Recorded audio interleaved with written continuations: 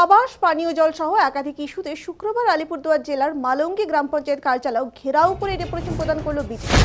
শুক্রবার বিজেপির মালঙ্গি অঞ্চল কমিটির পক্ষ থেকে বিভিন্ন ইস্যুতে মালঙ্গি গ্রাম পঞ্চায়েত প্রধানের কাছে ডেপুটেশন প্রদান করা হয়। বিজেপি নেতা অলোক মিত্র জানান, আবাস তালিকায় অনেক গরিব জনগণের নাম বাদ গিয়েছে। এছাড়াও চা বাগানে অনেক শ্রমিকের নাম বাদ গিয়েছে, যাদের নিজস্ব ঘর তাদের নাম নেই তালিকায়। এছাড়াও বিভিন্ন দাবিতে আজ ডেপুটেশন প্রদান করা হয়।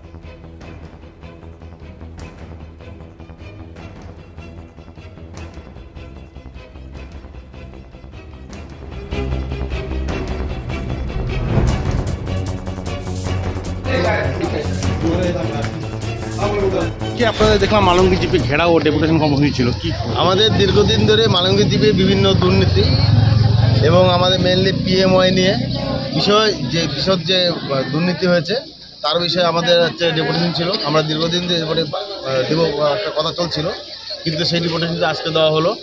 তো আমাদের যেটা সবচেয়ে বড় সমস্যা হচ্ছে সেটা প্রত্যেকটা নিয়ম অনুযায়ী প্রত্যেক জিপিতে প্রত্যেক সরকার অফিসে একজন করে অপোজিশন লিডার থাকার কথা, কিন্তু আজকে আমরা জিপিতে এসে জানতে পারলাম যে এখন পর্যন্ত আমরা দীর্ঘদিন আগে আমরা অপোজিশন লিডার চিঠি বিডিও অফিসে দেওয়ার পরেও আজকে পর্যন্ত সেই চিঠিটাকে এখানে আসে নাই, তাই তারা ডাকেন না।